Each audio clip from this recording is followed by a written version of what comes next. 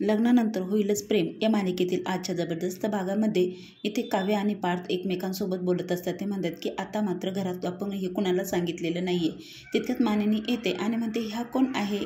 तर इथे मानिनी विचारते. इकडे नंदिनी आणि जीवा आरती झालेली असते आणि वकील तिथे येतात. तेव्हा ते म्हणतात की तुम्हाला मला बघून फारसा आनंद झालेला नाही आहे, कारण तुमच्या या कामामध्ये असं वाटतं आहे की मी मिठाचा खडा टाकला आहे. मी येण्याचं तुम्हाला फारसं आवडलेलं दिसत नाही. तेव्हा जीवा म्हणतो नाही नाही तसं काही नाही, ते तुम्ही अचानक आले ना म्हणून आम्हाला तसं वाटलं.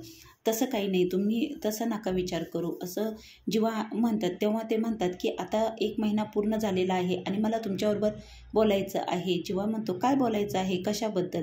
त्यांना लक्षात पण नसतं की आता ते आठवण करून देतात वकील की अहो तुम्हाला आता मला तुमच्याबरोबर 1 महिना तुमच्या डिवोर्स फाईल करून झालेला आहे आणि त्याबद्दलच मला तुमच्याबरोबर चर्चा करायची आहे आणि आता ते सुद्धा तुमच्या एकट्यामध्ये मला बोलायचं आहे असं वकील साहेब सांगत असतात. तर जीवा म्हणतो की वकील साहेब म्हणतात तुम्ही माझ्याकडे आले नाही, पण मग मीच म्हटलं की यावं तुमच्याकडे आणि तुम्ही ते इन्व्हिटेशन पण मला पाठवलं होतं. तेव्हा नंदिनी म्हणते तसं नाही साहेब, तुम्ही बोलू शकतात. तसं तुम्ही आलात ते खूप चांगलं केलं, तसं का आमच्या मनामध्ये काहीही नाही असं नंदिनी बोलते. तेव्हा हे दोघंही एकमेकांकडे बघतच असतात. वकिलाने जो काही प्रश्न विचारला की ते दोघं एकमेकाकडे बघत असतात. तेव्हा वकील साहेब म्हणतात की आता मात्र तुम्हाला तुमच्या मनाप्रमाणे ठरवता येईना. काही विचारलं की तुम्ही एकमेकांकडे बघत असतात. तितक्या सगळ्या जणी मुली येतात आणि जीवाला तिथून घेऊन जातात. जीवा म्हणतात चल ना जीवा दादा, आम्हाला मोदक बनवायचे शिकव ना. तेव्हा जेव्हा म्हणतात अरे थांबा थांबा, पण ते ऐकत नाही, त्या घेऊन जातात. तेव्हा वकील साहेब म्हणतात की त्या आता गवळणे तुमच्या कृष्णाला घेऊन गेलेल्या आहे. आता मात्र मी तुमच्याबरोबर बोलू शकतो, पण सांभाळा तुमच्या कृष्णाला.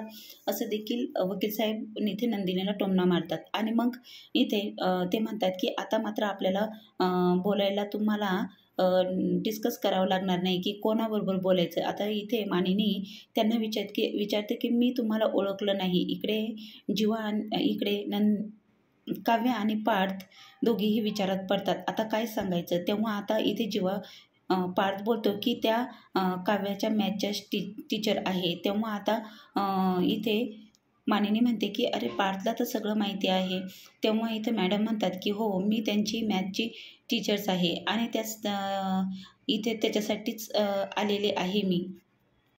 कारण की मॅडम म्हणतात की हो मला माहिती आहे, पार्थ एकदा क्लासमध्ये आले होते तेव्हा आमची ओळख झाली होती. ते पार्थला त्यांच्या लग्नाला किती दिवस झाले हे सुद्धा खूप लक्षात आहे. तेव्हा इथे मानिनी म्हणते कसं, तुम्हाला काय माहिती. तेव्हा ते म्हणतात की आमची पाठीमागच्या वेळेस भेट झाली होती ना, तेव्हा बोलण्यातून त्यांनी मला सांगितलं होतं की त्यांच्या लग्नाला किती दिवस झाले त्यामुळे मला माहिती आहे. तेव्हा इथे मानिनी विचारते की आमची काव्य मॅथमध्ये कशी आहे. तर इथे मानिनी काकू तेव्हा मॅडम बोलतात की अहो तुमची काव्य मॅथमध्ये जरा कच्चीच आहे आणि आता तिला त्यामध्ये चांगली प्रगती करायला हवी असं देखील म्हणतात. आता मॅथचं कसं आहे, नात्यांसारखंच आहे. नात्यांचं पण कोडं सोडावं लागतं आणि मॅथचं पण सोडावं लागतं. तेव्हा इथे मानिनी म्हणते हो खरंच काव्य तशी खूप हुशार मुलगी आहे आणि ती नक्कीच काहीतरी करेल असं मला तरी वाटतं. तेव्हा इथे मॅडम म्हणतात की अहो तुम्हाला फारच तुमच्या सुनेचं कौतुक आहे.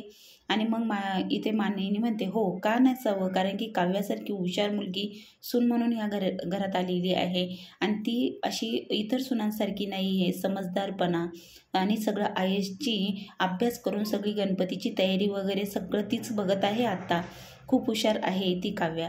आणि मग इथे मानिनी म्हणते हो ना काव्या, बघ आता तुला पुरणपोळीचा स्वयंपाक बनवायचा आहे आणि गुरुजी आले की त्यांचा नाश्ता पाण्याचं बघायचं आहे आणि आता सांगते त्या मायलेकींना वरती गच्ची साफ करायला पाठवलेलं आहे आणि आता तू फक्त तेवढं गुरुजींचं बघ असं मानिनी काव्याला सांगत असते. आणि मग मानिनी म्हणते की हो आता मिथून भाऊजी आणि मंजू पण इथे हिचा पिऊचा हट्ट होता की गणपती बघायचा, त्यासाठी ते तिला लालबागला घेऊन गेलेले आहे आणि आता मी पण जरा बाहेर चालले आहे साने मावशींकडे. तेव्हा आता तुम्ही इथे या मॅडमचा चहा नाश्त्याचं बघा, मॅडमला काय हवं नको ते बघा.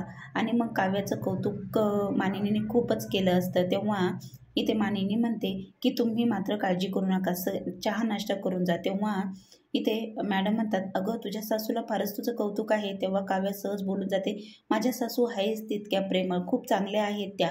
असं नकळत जेव्हा काव्याच्या तोंडातून हे शब्द बाहेर पडतात तेव्हा मॅडम मात्र काव्याच्या तोंडाकडे बघतच असतात. त्यांना आश्चर्य होतं की जी मुलगी डिवोर्स फाईल करते ती आज सासूबाई म्हणते.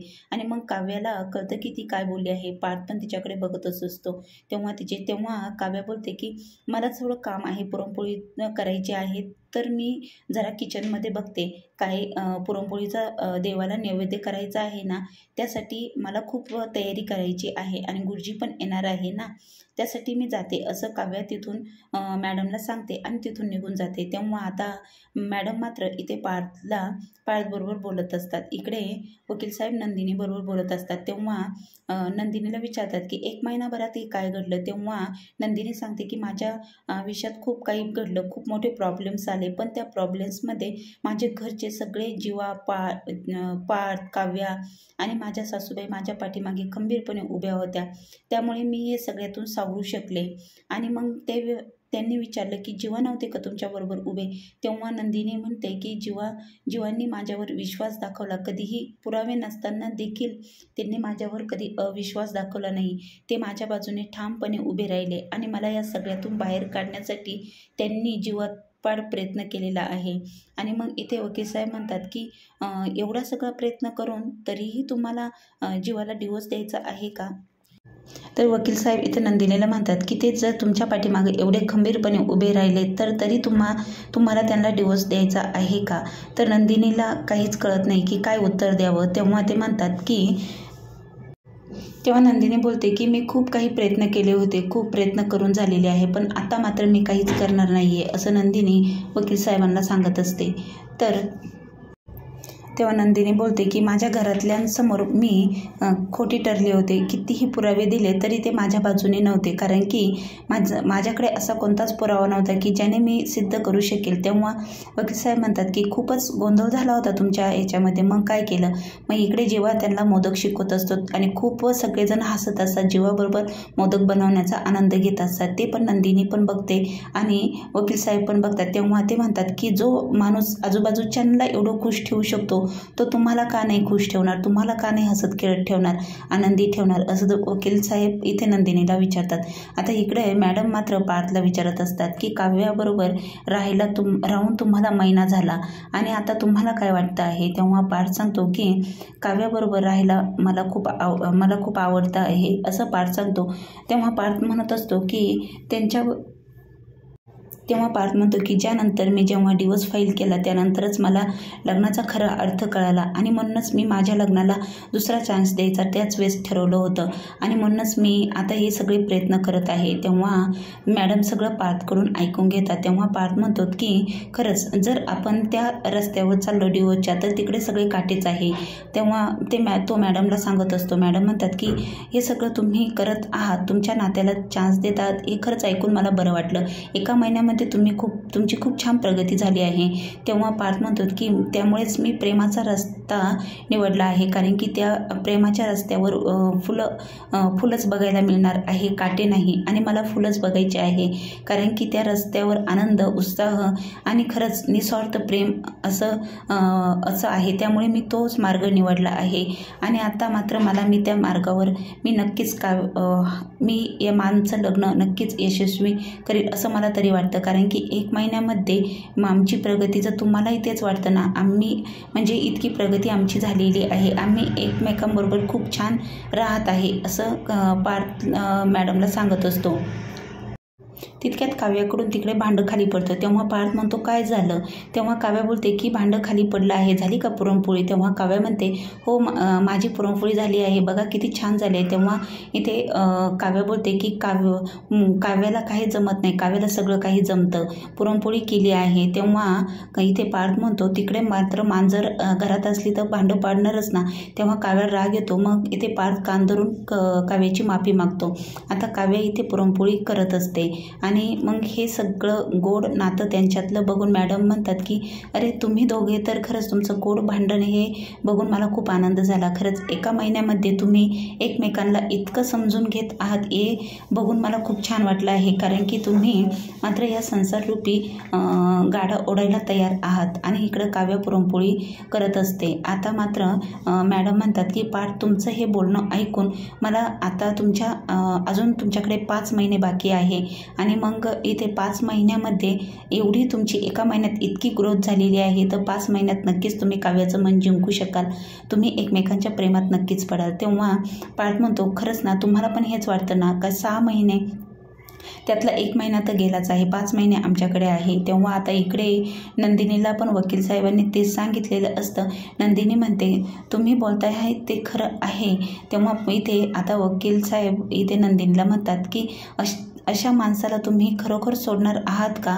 बघा एकदा नक्की विचार करा. तितक्यात जीवा येतो. जीवा म्हणतो हे बघा कसे झाले हे मोदक नंदिनीला दाखवतो. तेव्हा जीवा म्हणतो की यांना मोदकच जमत नव्हते, कुणाचे तुटत होते कुणाचे काय, बघा मी कसा मोदक केलेला आहे. तेव्हा दोघंही एकमेकांकडे बघून खूप छान हसतात. तेव्हा जीवाने मोदक करून नंदिनीकडे दाखवायला आणलेला असतो. आता मात्र वकील साहेब म्हणतात की आता बघा तुमच्याबरोबर मला बोलायचं आहे. तुमचा बाप्पा तर खरंच खूप छान विराजमान झालेले आहे. तुम्ही खूप छान तयारी केलेली आहे. तर सगळेजण येतात आणि दाखवतात की आम्हीही मोदक तयार केलेले आहे. इकडे वकील साहेब म्हणतात खरंच किती आनंदी आणि उत्साही माणूस आहे हा, याच्याबरोबर कोणीही राहील असा माणूस आहे हा, असं वकील साहेब म्हणतात. पुन्हा एकदा विचार करा तुम्ही जरा तुमच्या नात्याबद्दल, असं ते सांगतात. इकडे पार्थ आणि मॅडमचं बोलणं चालू असतं. तेव्हा इथे काव्य बोलते की झाली आता पुरणपोळी तयार. आणि मग इथे पार्थ मागं फिरून बघतो. तेव्हा काव्य म्हणते बघा आता मी काव्याला कोणतीच गोष्ट जमत नाही असं नाही, काव्याला सगळ्या गोष्टी जमतात. आणि मग आता इथे काव्य मॅडमबरोबर बोलायला आलेली असते. तर तेव्हा पार्थ म्हणतो की आता बाकीच्या पोळ्या मी करतो. आणि मग इथे पार्थ पुरणपोळी करायला आतमध्ये जातो. इकडे काव्य मात्र आता मॅडमबरोबर बोलायला आलेली असते. तेव्हा म्हणते की पुरणपोळी करायला मला तसं खूप आवडतं, स्वयंपाक करायला नंदिनी ताईसाठी मी खूप काही पदार्थ करायचे आणि नंदिनी ताई खूप खुश व्हायची आणि ते बघून मला खूप आनंद व्हायचा आणि त्यामुळे काही स्वयंपाक मला करायला आवडतो. आणि मग इथे मॅडम म्हणतात की पार्थसाठी नाही आवडत का? तेव्हा पार्थसाठी म्हटल्यावर काव्य जरा शांत होते आणि मग काहीच बोलत नाही. तेव्हा इथे काव्य बोलत असते की आता मात्र मी माझा अभ्यासाची तयारी करत आहे आणि ते बरोबर आहे तुझं, तू टाईमपास त्या पार्थला काय पार्थचा टाईमपास आहे.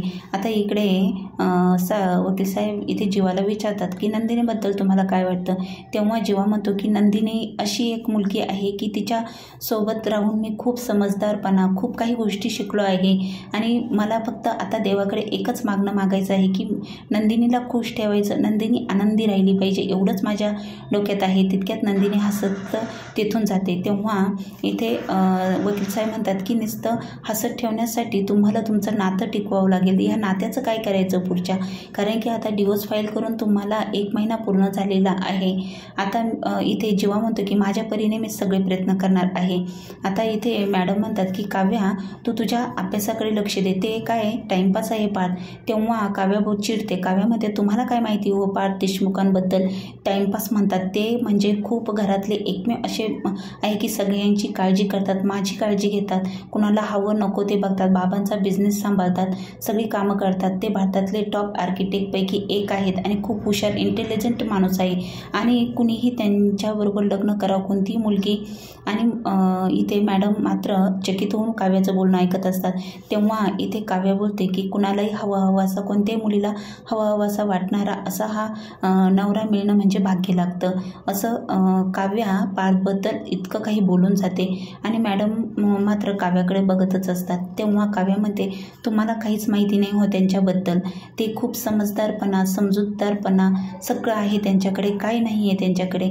आणि मग इथे मॅडम म्हणतात की सगळ्या मुलींना हवा असा पार्टनर हा आहे आणि मग तुला का नको आहे, तू का नको म्हणते आहेस त्याला. तेव्हा मॅडमने इथे काव्याला शब्दात पकडलेलं असतं.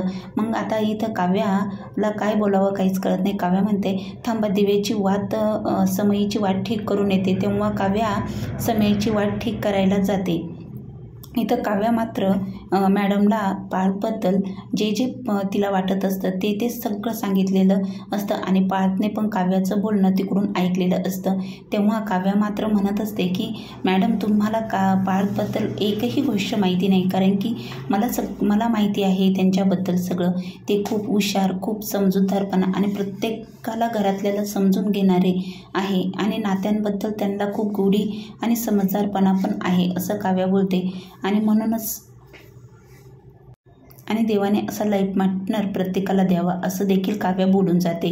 मग आता इकडे काव्या निरंजनी लावायला आलेली असते, तेव्हा मॅडम मात्र काव्याला बोलतात की मग तुलाच का नको आहे पार्थ, तू का प्रयत्न करत नाही, तू का तुम्ही का डिवोर्स फाईल केलेला आहे। तेव्हा काव्याला असे प्रश्न विचारून काव्या मग बोलून जाते खरं, कारण की काव्याच्याही मनात तेच असतं की पार्थला एक चान्स द्यायचा असं काव्यानेही ठरवलेलं असतं। तेव्हा काव्या मात्र इकडे पार्थकडे बघत असते। ती काय बोलून गेली हे तिला देखील कळालेलं नसतं, नकळत तिच्या तोंडातून ते बोलणं निघून गेलेलं असतं। आता पार्थ मात्र काव्याकडे इथे बघत असतो आणि मग हे सगळं बोलणं झाल्याच्या नंतर तेव्हा मॅडम मात्र काव्याला म्हणतात, अगं तुझ्या लक्षात येत नाही आहे, तू काय करते आहेस, तू बघ एखादा चान्स तू देऊन बघ स्वतःला। आणि इथे मग काव्या देवापुढे उभी असते आणि मग काव्याला मनोमन तिच्या खरंच पार्थबद्दल तिला आपुलकी प्रेम वाटत असतं। आता पुढील भागामध्ये खूप मोठं ट्विस्ट आहे।